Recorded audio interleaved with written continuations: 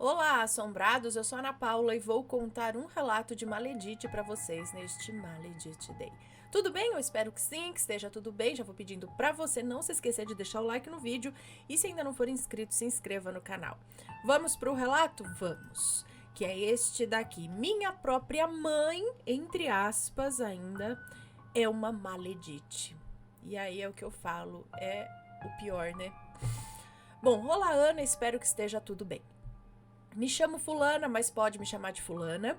Peço desculpa se tiver qualquer erro ali, pois eu estou digitando pelo celular. Hoje venho com muita coragem compartilhar um relato que carrego comigo há muitos anos. É sobre pais maleditos, sobre dor, abandono e uma sobrevivência que nem eu acreditava que era possível. Deixa eu só ver uma coisa aqui. Ok. Uma sobrevivência que nem eu acreditava que era possível. É difícil escrever tudo isso, mas eu sei que muitas pessoas precisam saber que não estão sozinhas. Hoje eu tenho 25 anos e tudo que eu vou contar aconteceu na minha adolescência.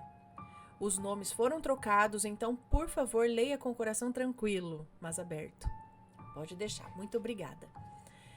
Eu fui praticamente criada pela minha avó. Ela era o meu refúgio, a minha proteção, o meu colo. Enquanto a minha mãe trabalhava, era ela quem me dava o amor que toda criança precisa. Meu pai morreu quando eu ainda era bebê. Nunca soube o que é ter um pai presente. A minha mãe e a minha avó não se davam bem. O motivo? Nunca entendi ao certo, mas eu lembro das palavras que cortavam. Minha mãe dizia que minha avó era uma bruxa. E isso, para mim, sendo apenas uma criança de poucos anos, que só queria entender o mundo, né? Hoje eu sei, a minha mãe me manipulava desde pequena. Ela tentava me afastar da única pessoa que me amava de verdade. Mesmo tão pequena, eu não via maldade nas pessoas. Eu só queria ser amada, eu só queria brincar. O mundo era mais colorido aos meus olhos. A minha mãe, fria, distante, uma mulher de poucas palavras, ela mal olhava para mim. E quando olhava, era para criticar. Nunca havia um gesto de carinho, nunca uma palavra doce. Alguns anos se passaram. Minha mãe foi embora de casa, foi morar com um homem. O Antônio, como vou chamá-lo aqui. Eu fiquei com a minha avó. E apesar da ausência da minha mãe, eu me sentia protegida. A minha avó dizia que a minha mãe não tinha juízo, que vivia se embriagando, arrumando brigas pelas ruas. Mesmo assim, quando ela apareceu grávida, eu não senti raiva. Eu senti esperança. O meu maior sonho era ter uma irmã. Alguém para brincar comigo, alguém que estivesse comigo. Quando eu soube que teria uma irmã, meu coração explodiu de alegria. Eu pulava, eu falava o quão legal ia ser quando ela nascesse. No dia em que eu conheci a minha irmã, eu fiquei muito feliz. Eu achei que tudo ia mudar. Mas naquele mesmo dia, eu ouvi o Antônio dizendo para minha mãe que ele estava planejando ir embora com ela e com a bebê para outra cidade, colocando na cabeça dela de me deixar com a minha avó. Aí o meu mundo desabou. Como pode uma pessoa pedir para uma mãe deixar um filho com a avó e ir embora para outra cidade, recomeçar como se o filho fosse como um copo descartável? Fui correndo contar para minha avó e ela me abraçou e disse: "Eu nunca vou te deixar." E eu chorei nos braços dela e essa frase eu guardo comigo até hoje: "Eu nunca vou te deixar." Deus levou a minha avó de mim pouco tempo depois. Em 2012, com apenas 12 anos, a minha avó havia falecido. A partir desse momento, Ana, eu fui jogada nos braços de duas pessoas que carregavam o mal dentro de si. Eu fui morar com a minha mãe e com o Antônio, os maleditos. E ali começou o verdadeiro inferno. Eu estava em luto. Eu só queria um tempo, um abraço, um olhar de cuidado. Mas o que eu recebi foi o oposto. Acusações, humilhações, desconfiança, desprezo. A minha mãe dizia que eu colocava olho gordo na comida, que por minha culpa tudo estragava. Se algo desaparecia, era minha culpa. Se algo quebrava, era minha culpa. Se alguém ficava doente, minha culpa. Comecei a ser perseguida dentro da minha própria casa, que não era minha, né? Pois diante de todos esses acontecimentos, eu não me sentia da família. Um dia eu vi em cima do guarda-roupas um pote com um pó escuro e um papel no meio. Tinha o meu nome escrito ali. Eu fiquei paralisada, o meu corpo arrepiou inteiro. Então ela me chamou para eu criar uma conta em uma rede social, já que ela não entendia muito de tecnologia. Sem querer, eu vi o histórico de pesquisas escrito sobre simpatias para afastar pessoas de sua vida, de destruição e também para acabar com a vida de uma pessoa. Quando eu li rapidamente, eu fingi que não vi, mas o medo começou a morar comigo. À noite, a minha mãe e o padrasto saíam dizendo que iam à igreja. Eu pedia para ir junto e ouvia que estava frio demais para levar o bebê, que na época já era o segundo filho que eles tiveram, né?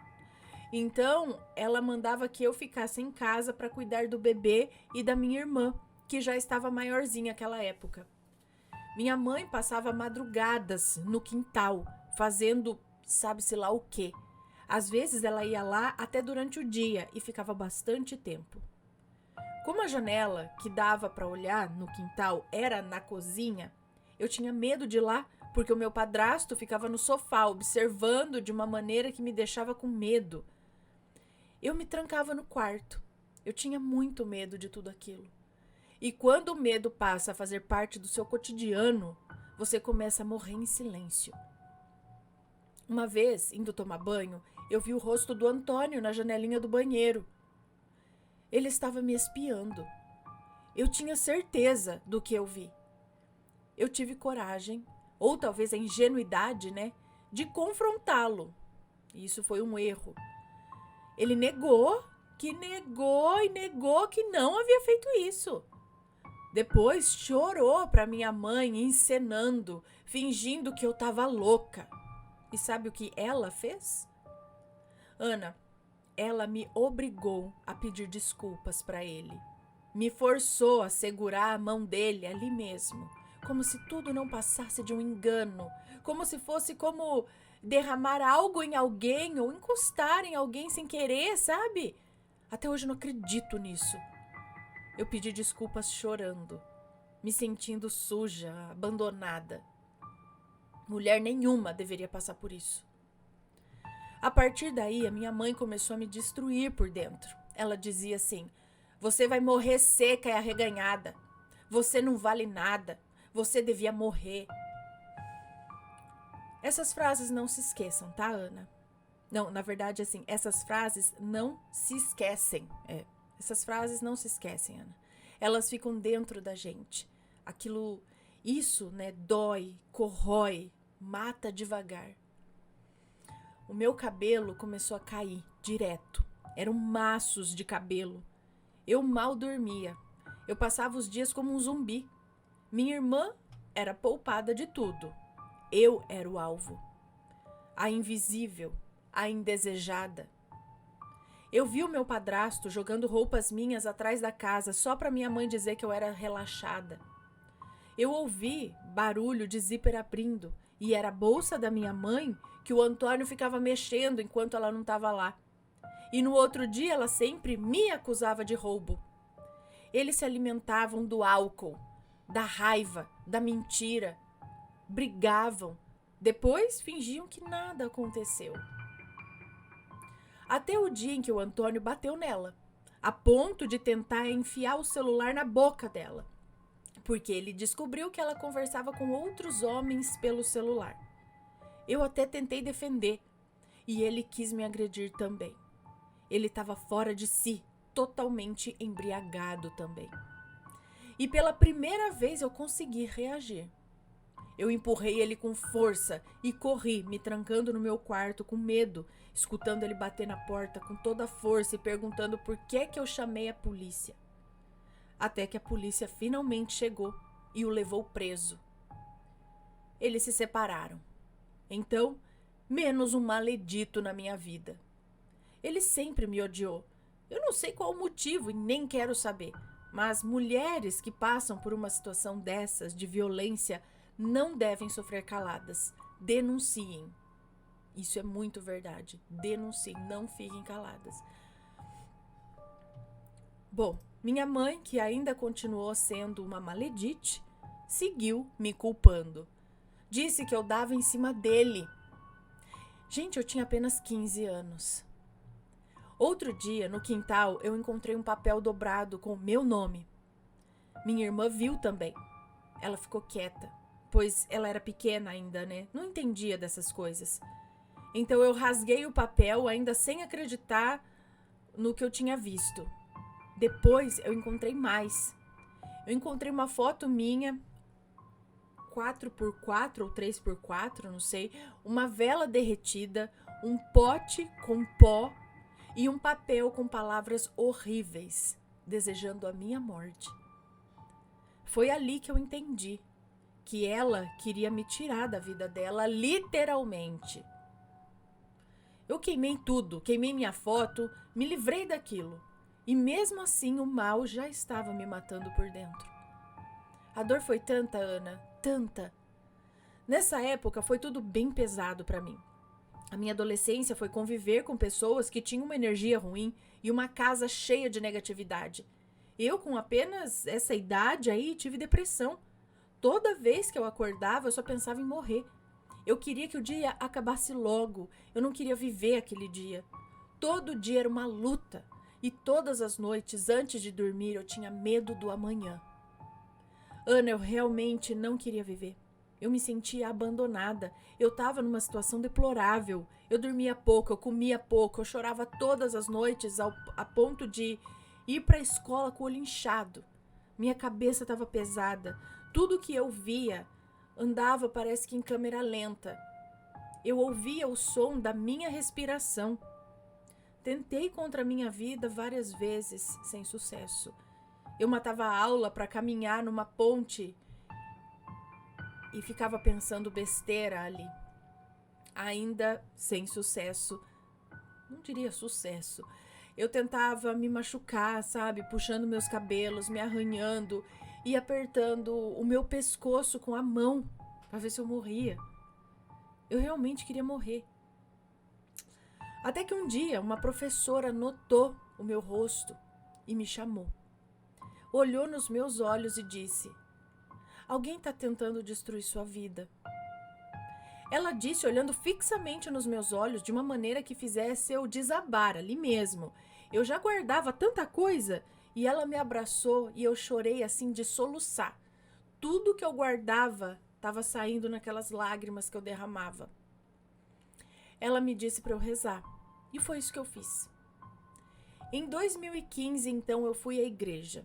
Me confessei, busquei limpeza espiritual. Eu encontrei uma senhora que conhecia minha mãe. E ela me revelou que a minha mãe e o Antônio frequentavam terreiros. Mas não com fé, e sim com ódio no coração. E aqui eu deixo claro, tá? Eu respeito toda e qualquer religião. O problema nunca é a fé. É a intenção de quem a carrega. Aos poucos eu fui me libertando. Eu já desconfiava, né?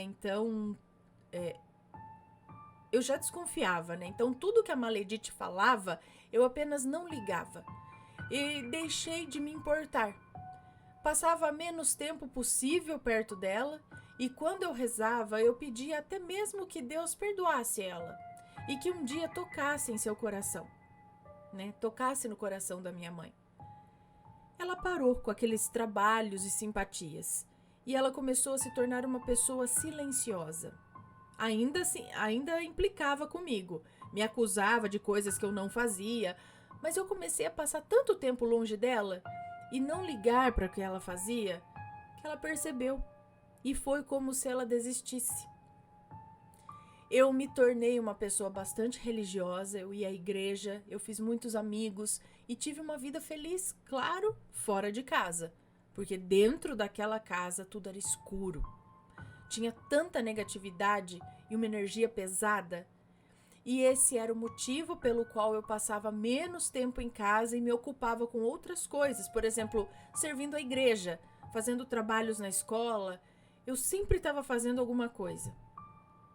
E então, Ana, em 2016, uma luz apareceu. No início de 2016, com as minhas orações e com a minha grande fé, veio uma grande luz na minha vida.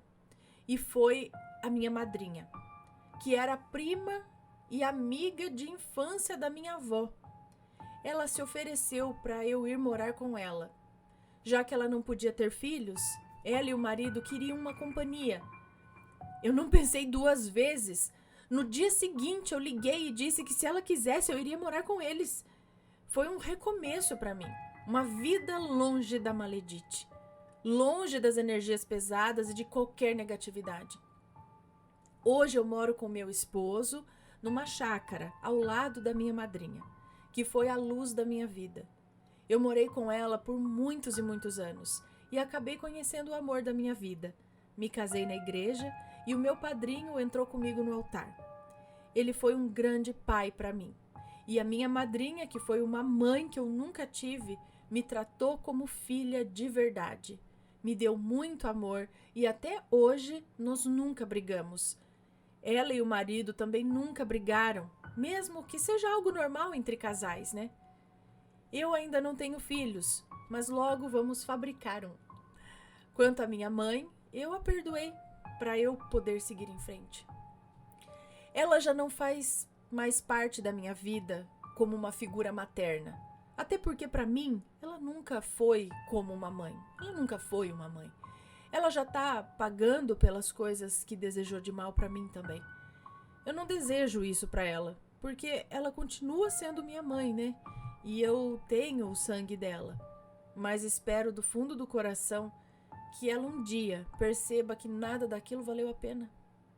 Ela perdeu tempo tentando estragar com a minha vida tantos anos e agora eu tô feliz de que valeu tudo isso que ela fez.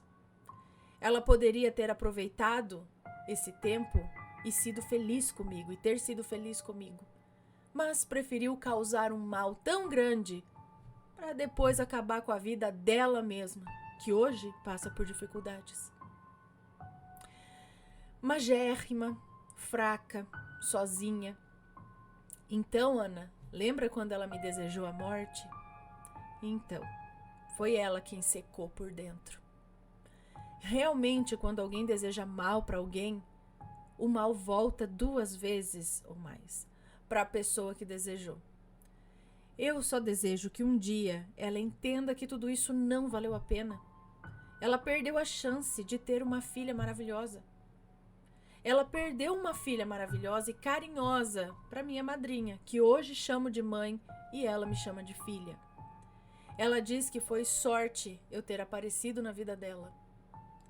Já a Maledite, com esse mal que carrega, perdeu. Perdeu de viver o amor, perdeu de sorrir ao meu lado. Mas eu sobrevivi. Eu venci. E hoje, finalmente, eu sou livre. Esse foi o meu relato, espero que tenham gostado. Eu acompanho o seu canal há muitos anos e gosto muito dos vídeos de Maledites. Um abraço e que Deus abençoe grandemente a todos vocês. Um beijo pra você, muito obrigada por compartilhar a sua história com a gente. É uma história de dor e de superação. E pra quem tá assistindo que de repente tá passando por algo assim, algo difícil, né? Que parece que não tem fim, ela mesma, olha aqui a situação que chegou a vida dela, num ponto ainda mais nesse momento da adolescência, né? Que é uma virada tão grande na vida, né? A fase da adolescência, quando você tá nem lá nem cá, aquele monte de confusão, e justo nesse período, né? Desde a infância, né? Foi tudo isso. Ela passou por tanta tristeza, tanta decepção vindo da própria mãe, e tanto que ela quis acabar com tudo, não queria viver. Mas veja só, passou e agora ela tá feliz. ela tem um ótimo marido, ela teve amor da madrinha, sabe? Então, e ela aprendeu a lidar, que é isso, não dá combustível. Provavelmente uma mãe, não sei se só narcisista ou alguma outra coisa, é o que eu acredito, que essas pessoas não é só maldade, mas tem um transtorno psicológico, psiquiátrico aí por trás, né? Desses comportamentos maldosos aí. Mas é isso, se for, né, o transtorno narcisista, é isso, é se afastar e não dá gás, não dá, a pessoa vai falar, ela vai tentar de tudo pra te colocar pra baixo. Então você só entra por aqui, sai por aqui, tenta seguir a vida o máximo que você puder longe da pessoa e infelizmente não dá pra fazer nada, a pessoa não muda, né, só que colhe tudo aquilo que plantou. Então, lógico, né, eu digo aqui, eu acredito que uma coisa anda junto com a outra, né? As atitudes aqui, terrenas, né? O que a gente faz aqui com o mundo espiritual. Você faz coisas que não são legais aqui, isso atrai a energia ruim, né? Os que vibram nessa coisa ruim. E aí fica aquela coisa pesada espiritualmente também. Mas eu não digo que nesse casos assim, a culpa é só do espiritual. A culpa é das próprias atitudes da pessoa, foi o que ela disse. Ela teve a chance de ter um amor, de ter uma vida feliz ao lado da filha, de ter um cuidado aí, né, na velhice e tudo mais, mas tudo que ela fez é consequência ali, né? Sofrendo as consequências agora. Então é muito triste, é triste para todos os lados, mas é o que ela disse, só que agora eu tô bem, eu tô feliz, passou, né? A fé é muito importante, né? Não digo assim, cada um na sua, né? A pessoa às vezes vai encontrar na igreja, outra no terreiro, enfim, mas a fé e o coração buscando coisas boas, né? O amor ali, isso muda lá dentro e faz você mudar também todo o contexto ali do que você está vivendo. E acho que o principal de olhar nesse relato, assim, da gente pensar, é que por mais ruim que esteja no momento, passa. E você não sabe lá na frente. Como ela está aqui hoje, ela está feliz. Esquece, não esquece. Isso não vai, eu nunca, não vai esquecer. Passou por isso, a gente tem que olhar para isso. E não tentar apagar e não tentar olhar isso daí, não. Você tem que entender, passei, doeu. Ainda dói? Ainda dói. Mas ficou para trás e agora daqui para frente. Olha o que eu tenho hoje, sabe? Olha, então vamos olhar com um olhar de amor pro agora e pro futuro. O que passou, passou. A cicatriz está ali, como eu disse já nos outros relatos ali, que seja uma cicatriz e não uma ferida aberta ainda, né? Tá ali, você vai olhar, vai lembrar, mas bola pra frente, né? Tudo passa.